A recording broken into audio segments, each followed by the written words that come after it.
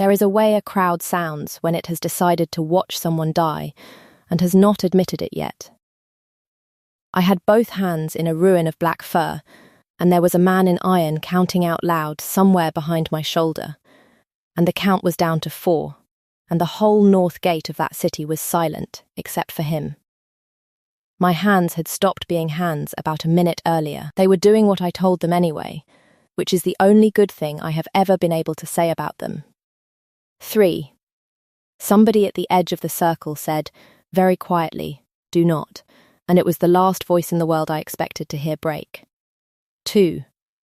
I got my forearm under a head the size of an anvil, and I said, into an ear that could not hear me, the stupidest sentence of my entire life. I said, "Get up, you ugly thing." It started 11 days before that, on a Thursday at a fish stall. The Black Wolf came to the North Gate on cart days. That is not how anyone else in Ravensford would have put it. Ask anyone in that market and they would tell you the Iron Wolf haunted the gate, prowled the gate, lay in wait at the gate. There was a song about it. There were mothers who used it on their children. 12 men, they said, in one night at Hollowmark, and after that not a living soul in 6 years had put a hand on it, and the king who owned it did not come near it either, which everyone agreed was proof of what it was. I was 25 years old, and I had spent 9 of those years with my arms up to the elbow in other people's animals. And I want to explain what that does to you, because it explains everything that happened after. I worked for old Pell, who was the animal leech for the whole of the lower market. Mules, mostly, cart dogs.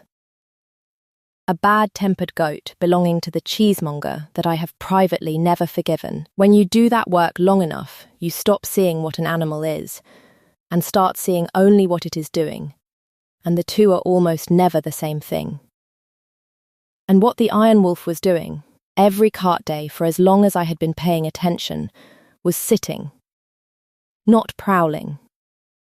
Sitting, same stone, north side of the gate arch, facing up the north road, in the wet, if it was wet. It came when the Hollowmark carts came, and it did not come otherwise. It had never taken so much as a sausage off a stall. In 9 years I had never once seen it look at a person, and the entire city of Ravensford had built a legend out of an animal that had never, to my direct knowledge, done a single thing to anybody. Also, it looked terrible. That is a professional assessment. Its coat had gone open along one flank the way a coat goes when the animal underneath has stopped keeping it. Ribs you could read like a fence. A bad seam of scarring down the left side of the head and an eye on that side that did not track. It sat heavy and got up worse, and it had the particular slow blink of a creature that is holding still, because holding still hurts less. So on that Thursday I put down my basket, and I went and stood in front of the most feared animal in the Iron Territories, and I said, "You are the ugliest thing I have ever seen at this gate," and I include the cheesemonger's goat. The market did not go quiet. Nobody was listening. That is the part people never believe. The wolf turned its head and looked at me with the eye that worked. I have been bitten 40 or 50 times in my life, and I know the shape a beast makes before it does it. This one did not make it. It made an entirely different shape, which was the shape of an animal that has been alone in the rain on a stone for 2 years. Scruffy, I said. And a little sad-looking. Which is what happens when nobody touches you. Then I crouched down and scratched behind its ear on the bad side, where the scarring was worst, where it could not reach. Reader, it melted. I mean that in the technical sense. The head went down. The whole back end of it went sideways onto my boots like a sack of grain off a cart. It made a sound I have only ever heard out of very old dogs by very good fires, and then it rolled halfway over and offered me an amount of animal I had no professional use for whatsoever, and I said, "Oh, you are shameless," and kept scratching, because what else do you do? That was when the market went quiet. I looked up. There were about 200 people in that square, and every single one of them was looking at me. Half the fish stall had gone into the gutter. A woman near the well was holding her child's face against her apron. And directly across the square, 30 paces off, standing at the head of a mounted party in dark iron that had clearly been passing through and had clearly stopped, was a man. I did not know who he was. In my defense, I had never seen him closer than a parade, and in a parade a king is a shape with a banner over it. He was tall and dark, and perhaps 32, and he had a face built for exactly one expression, and the expression it was making was not that one. He looked like a man who had walked into a wall in his own house. Beside him, an enormous fair-haired warrior had both hands on his own head, just standing there in the middle of a public square, with both hands on his head like a man watching a barn burn. "You there?" I want it noted that I did not stop scratching. Partly courage, mostly because the animal had gone completely boneless, and I could not have gotten out from under it with a lever. "My lord." The dark man crossed the square. The mounted party did not follow him, which should have told me something. He stopped 4 paces away and looked down at the wolf lying across my boots in a puddle of its own contentment. "Do you know what that is? A wolf, my lord. Do you know whose?" "No," I said, "but whoever he is, he ought to be ashamed of himself." The fair-haired warrior made a noise 30 paces away like a man being sat on. "Explain that. This coat has not been touched in 2 years." I ran a thumb up the open seam of the flank, and the animal turned its ruined head into my wrist and left it there. There is scar tissue on this side that has knitted crooked because nobody worked it while it was setting. It is thin, it is stiff in the hips, and it has a mat behind this ear the size of my fist that has been growing since before last winter. I looked up at him. "It is not a monster, my lord. It is neglected. Somebody has been letting this animal go to ruin in public and calling it a legend. There is a silence a very powerful person makes when they have decided how to take a thing. I did not know that yet either.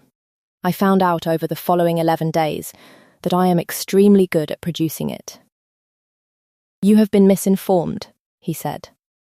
"Then somebody ought to inform me correctly. The animal is dangerous." "The animal," I said, "is asleep on my feet." He looked at it for a long moment. Something moved behind his face and did not get out. "Get up," he said, and it took me a heartbeat to understand he was not talking to me. The wolf did not get up. He said it again, and I felt the whole square lean in, and the animal on my boots opened the eye that worked, looked at him, and put its head back down on my ankle, with the unmistakable air of a creature declining to discuss it further. The fair-haired warrior sat down on the edge of the well. "What is your name?" said the man in front of me, in a voice that had gone very flat. "Tilda. I work for Pell, the animal leech, 4 stalls down." "Tilda," he said it as though he were filing it somewhere he did not have room for. "Do not touch him again. Then send somebody who will," I said, "because that mat is going to abscess by midsummer, and I do not care who you are, my lord. That is a cruel way to keep a beast." He turned around and walked back across the square and got on his horse and rode out of the north gate without another word, and the fair-haired warrior looked at me for a long moment from the edge of the well with an expression of pure, uncomplicated grief, and said, "That was the king." "Ah," I said. "That was the king," he said again, in case the first one had not landed. "Yes, I heard you. You told the king of the Iron Territories that his wolf is ugly. I considered it. It is, though," I said. "The king's second was named Osric, and he came back to the market on Saturday, which I gather he had lost some kind of argument about. He stood in front of Pell's stall with his helmet under his arm, looking like a man delivering news of a death. The king requires you at the hold." Requires, Osric closed his eyes briefly. Requests. He was very specific that I say requests, and then he said requires anyway, and I am correcting it on my own authority. You may refuse. He instructed me to tell you that you may refuse. Twice. And to make certain you heard it both times. Pell had gone the colour of dough. I want to be honest about the next part. Because of everything that came after, I could have said no. Pell told me to say no. I had a stall, a trade, a cot over the tannery, and 8 silver in a crock. And there is no law in the Iron Territories that lets a king take an animal leech off a market street. I thought about the way that Wolf had turned its head into my wrist. I will need my kit, I said, and somebody to carry the water. Blackfernhold sits above Ravensford on wet grey rock and does not apologise for it. They took me in through the yard gate, which was correct, and Osric walked me across a training ground where 100 warriors stopped what they were doing to watch, which was not. Soren was waiting in the kennel yard, not in the hall, in the yard, in his shirt sleeves, in the cold, and I understood later that this was the only way he could have done it. You said midsummer. My lord. The abscess. You said midsummer. He had his hands behind his back. How long if it is worked now? 3 weeks of hot cloths and patience, and it never happens. Then do it. That is not how I take work, I said. Every man in that yard turned to stone. I beg your pardon. I take the beast, or I do not, my lord. If I am to have my hands on that animal 3 weeks running, I need to know what happened to it. Because I am not going to be told at the end of the 2nd week that there is a thing I ought to have known. I put my kit down. You may of course have me thrown out of this yard. But you have not sent for an animal leech in 2 years, and you sent for one on Saturday. So I am going to guess you are past the point of having me thrown out of the yard. The silence that time went on long enough to be uncomfortable for everyone in it except me. Osric, said the king, clear the yard. If you want to know how a woman who cleans out mules' feet ended up standing in a challenge circle at the north gate of Ravensford, with a whole kingdom counting down over her shoulder, and what the proudest man in the Iron Territories finally admitted, out loud, in front of his own court, to keep an animal alive, stay with me, and follow along so you do not lose the thread. We are 9 days out from it now. It gets a great deal worse before it gets kind. Here is what he told me in that yard, and here is what I did with it, and I would like both on the record because I got it exactly backwards. He said, "The wolf does not come when called." It has not come when called in 2 years. It keeps to the north gate and returns to the hold at its own hour, and no man in this hold has been able to lay a hand on it in that time, and 3 who tried are still walking with a stick. He said it without any expression whatsoever, standing in the cold in his shirt sleeves in his own kennel yard, and I heard a proud man reciting a failure he had recited to himself a great many times. And what I went on concluding, for the better part of a week, with total confidence, was that this was a man who had let a legend get away from him, who had found it useful to be the king with the monster, who had stopped being able to face what the monster had become, and had let the whole city keep frightening its children with it, rather than admit that the most powerful wolf alive was going to pieces on a wet stone at a market gate. I was so certain. I was so pleased with myself for seeing it. I have never in my life been more thoroughly wrong about anything. The animal, meanwhile, developed a program. It began by escorting me. That is the only word. From the 3rd day on, whenever I crossed the yard, there was a wolf the size of a plough horse, walking at my left hip like a very large and extremely obvious secret. And if I stopped, it stopped. And if I changed direction, it swung its whole ruined body around to get back on my left. Because apparently that was the side. Then it began collecting me. If I was not where it wanted me, it came and got me, by the hem, without heat, with the mild persistence of a creature herding a sheep that has not yet understood it is a sheep. On the 5th day, I was told, by a white-faced page, that the war council had been delayed because the doorway to the council chamber was occupied. I went up. There was a wolf lying full length across the threshold of the Chamber of the Iron Territories, facing out, entirely relaxed, with 14 of the most dangerous men in the north standing in the corridor, waiting for it to be somebody else's problem. Soren came out through it.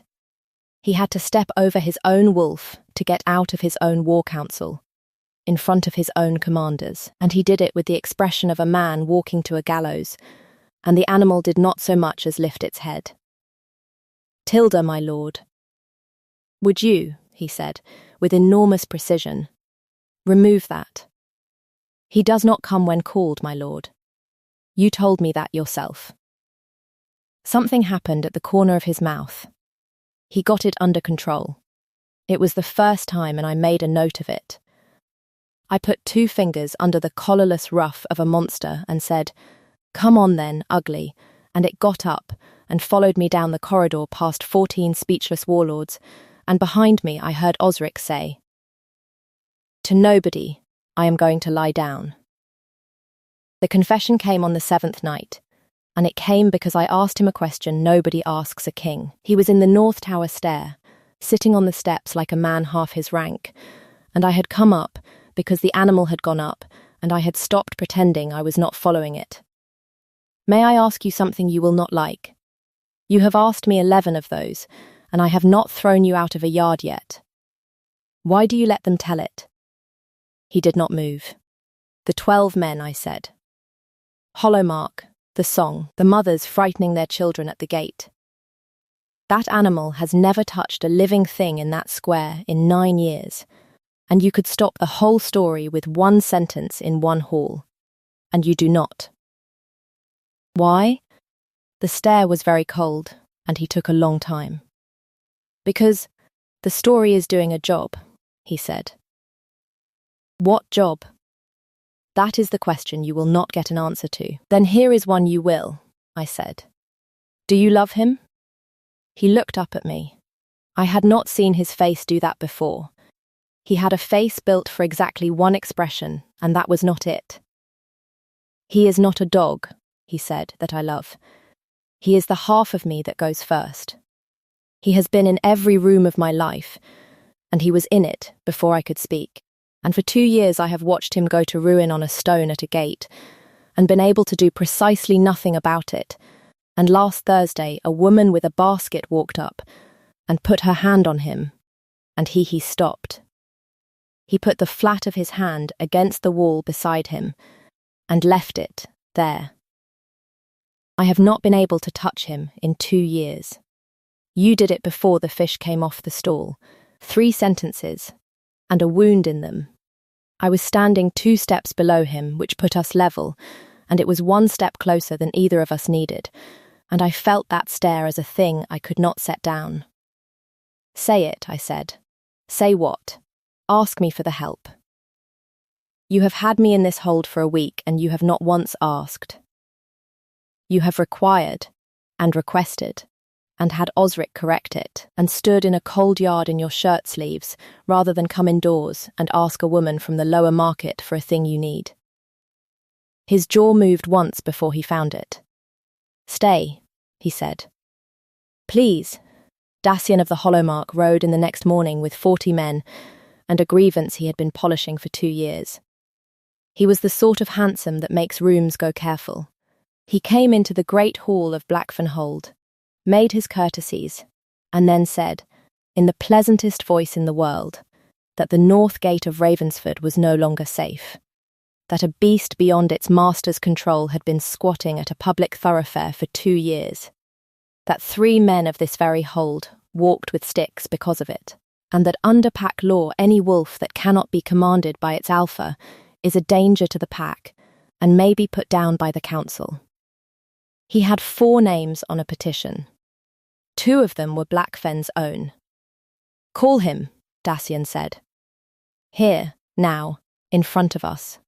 Call him and let him come, and I will withdraw the petition and beg your pardon in front of your own hall. The whole court understood what was being done. He was not asking for an animal. He was asking a king to demonstrate command in public, and everybody in that hall had noticed that Soren of Blackfin had not shifted in front of his own people in 2 years. Soren stood up. He will not come, he said. The hall made a noise like a landslide starting. I have not been able to command him since the Hollowmark Treaty, said the King of the Iron Territories, into it to every lord in the north. I have not taken the shift in 2 years. You may all do the arithmetic that you are doing. Do it.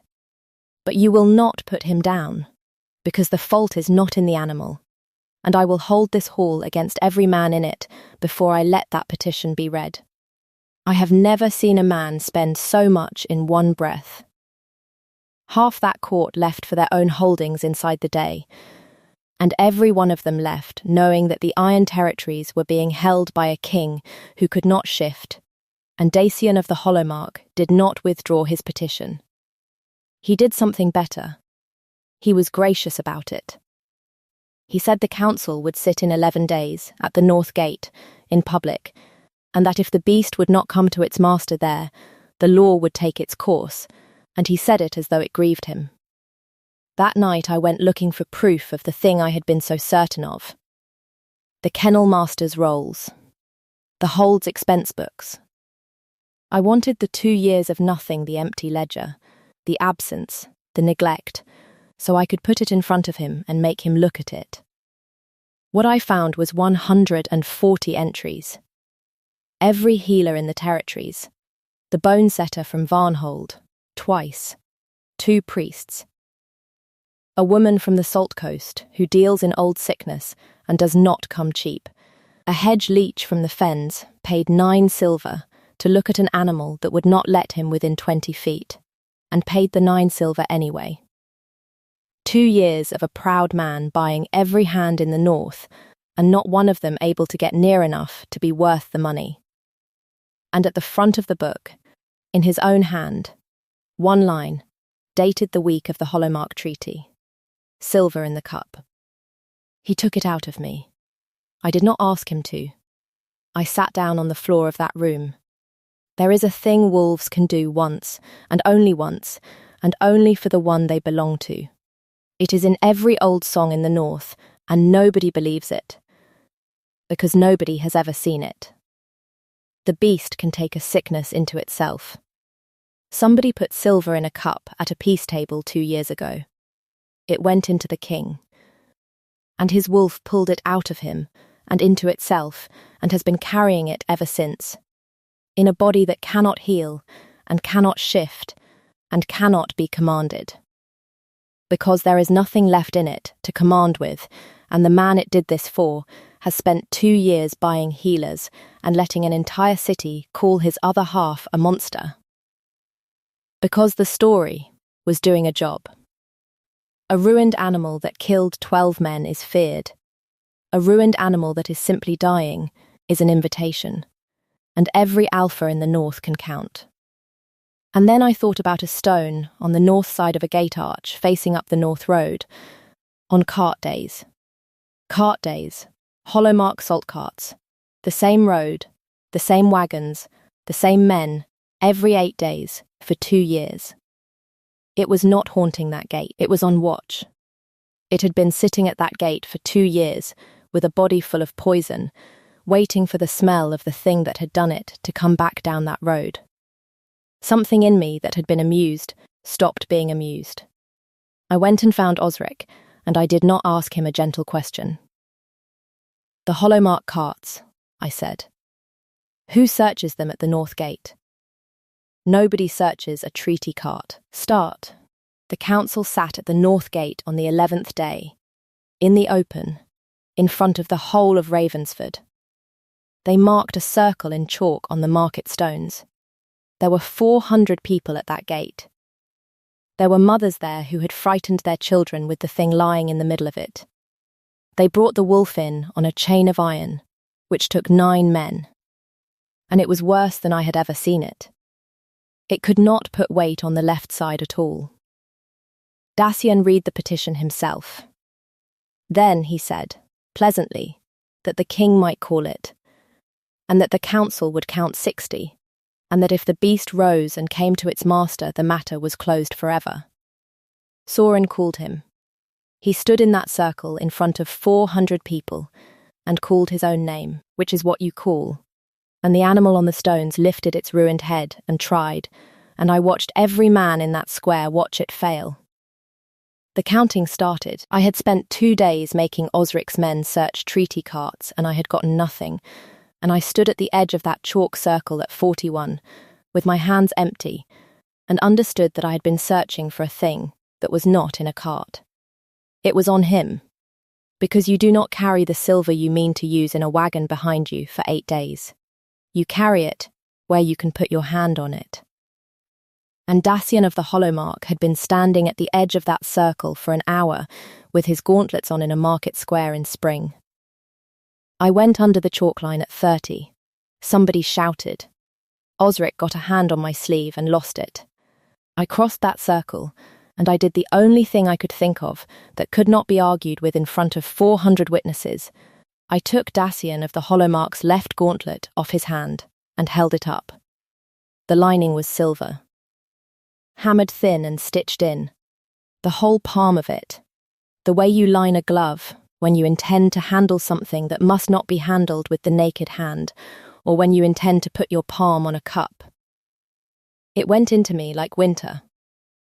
I want to be accurate about this, because people tell it wrong. It did not burn like fire. It went cold, and the cold went up both arms past the elbow and kept going, and my hands stopped being hands and started being a pair of objects I was operating from some distance away. I could not open them. That is the trouble with silver and old poison. It does not let go of you. It makes you the one holding on. I held it up anyway, over my head, in front of the whole city, for as long as it took. Search the other one, I said, and my voice came out of me like somebody else's. And then search the treaty record for who poured at Hollowmark 2 years ago, because his wolf has been sitting at that gate every cart day since, waiting for this to come back down the road, and every single one of you has been calling that a haunting. The count stopped. I got down on the stones then, because I did not have a choice about it, and I put both ruined hands into a ruin of black fur, and this is the part that resisted, and I want it understood that it resisted. It came up out of him, and it did not want to come. 2 years of it. It came up through my arms in a cold that drove into the bone and kept driving. And there was a point in the middle of it where I could not feel my own heart working and had to take it on faith. And somewhere behind me, a man in iron was still counting because nobody had told him to stop. And at 4, somebody at the edge of the circle said, very quietly, do not. I got my forearm under a head the size of an anvil. Get up, you ugly thing, I said. He got up. He came up off those stones in one piece. All of him. And the sound the north gate of Ravensford made is a thing I will hear until I die. He put his head into my hands, into the 2 useless cold objects I had left, and then he turned around. And he crossed that chalk circle, and in front of 400 people, and every lord of the north, he took Dacian of the Hollowmark's other gauntlet off his hand, and carried it to his king. Silver-lined, both of them. They did not need the treaty record after that, though they read it out anyway, and Dacian's own steward broke on the 4th question. I am told a great many things happened next. I was not present for them. I was on the market stones with my arms in a bucket of hot water that I could not feel, being shouted at by old Pell, who had come up from 4 stalls, down with his kit, and elbowed a king out of the way to do it. Dacian of the Hollowmark was not executed. Sorin did something colder. He was stripped, and his hold given to his younger sister, who is by all accounts a considerable improvement, and he was sent to serve out his life in the salt works on the North Road, the road he came down every 8 days for 2 years, so that he passes the gatestone, in a cart, in the open, where a black wolf can see him. It was not clean afterward. 2 of the Eastern holdings had already ridden home, knowing their king could not shift, and it took him most of a year and 1 very ugly muster to get that back. There are men who bent a knee that spring who had spent 11 days deciding not to, and he knows exactly which ones. There are children in Ravensford who still will not cross the North Gate, because you cannot unfrighten a city in 1 afternoon. My hands took a season. There are white marks across both palms in the shape of a thing I held up over my head, and 2 fingers on the left that do not close all the way and never will, and for 5 weeks I could not so much as lift a cup, which for a woman of my trade is the precise and exact cost, and I would pay it again. Soren fed me for those 5 weeks. Personally, the king of the Iron Territories, with a bowl, in a chair, every evening, arguing with me about whether I had finished, and I want it recorded that he was insufferable about it. The payoff. Since you have been patient, it happened in the kennel yard, in the cold, because that man cannot do anything important indoors. He said he had let a city call his other half a monster to buy time, and that he had gotten used to being feared, because being feared costs less than being pitied, and that he had been sitting at the top of a hall for 2 years with nothing but his own reputation between him and the end of everything, and that a woman with a basket had walked up to the worst kept secret in the North and called it Scruffy, and put her hand on it, and undone all of it in the time it took a fish to fall off a stall. Then he said, "I do not know how to ask for anything." "You are getting better," I said. "You asked me to stay on a staircase." "Stay," he said. "All of it. The hall, the name, the chair beside mine. Not because I need your hands, which I do, and not because he chose you in a market square, which he did, but because I have been the proudest man in the North for 11 years, and I would like, before I die, to be a plainly spoken one for somebody." The kiss was 1 breath long, and it was not what I expected, which is that nothing in me caught fire. Something in me set down. 2 years of a stranger's dread, and 9 years of my own market stones, put down at the same time, and the quiet after it was the loudest thing I have ever heard. A year on, this is what my life is. The coat came back over that first summer. He is enormous and glossy and entirely intolerable, and he still walks at my left hip, and there is a mat behind his left ear that I keep worked out with hot cloths every 8 days on principle. The white seam on his head did not go, neither did the eye. He is still, by any fair measure, an ugly animal. The song about the Iron Wolf is still sung in Ravensford, and the words have changed, which is not something anyone did on purpose. There is a verse now about the gate. Old Pell has 4 apprentices and complains about all of them, and the lower market has a leech's fee paid out of the hold, which was not my idea, and which I have stopped arguing about. Last week a delegation came up from the Eastern Holdings and was kept waiting 3/4 of an hour in a corridor, and I went up to see what the trouble was, and the trouble was a wolf the size of a plough horse lying full length across the threshold of the council chamber, facing out, entirely relaxed. Soren stepped over him to come and find me. He does it without breaking stride now. He has stopped apologizing for it. "He wants you in there," he said. "He wants a hot cloth. He wants you in there," said the King of the Iron Territories. "And so, for the record, do I, and I am asking, and you may refuse, and I will say it twice. I did not refuse." I went in and sat down in the chair beside his, in front of the Eastern Holdings, with a wolf across my boots and my bad hand in my lap where everyone could see it, and when the delegation had run out of ways to look at me without looking at me, Soren put his own hand flat on the table beside mine and left it there for the rest of the hour. So tell me, do you think he would ever have said a word of it out loud if I had not walked into that circle?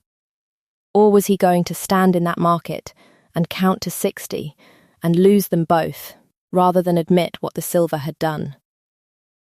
The hold is split on it, and I would like to settle a wager. Tell me your theory below, and if you want to know what happened when Dacian's sister came up the North Road with an apology and a proposal nobody in that hall saw coming, comment the Gatestone. And stay with me, Soren and I are not finished. Follow along and I will tell you that one too. And wherever you are listening from tonight, go and scratch something ugly behind the ears. You have no idea what it has been sitting out in the rain for.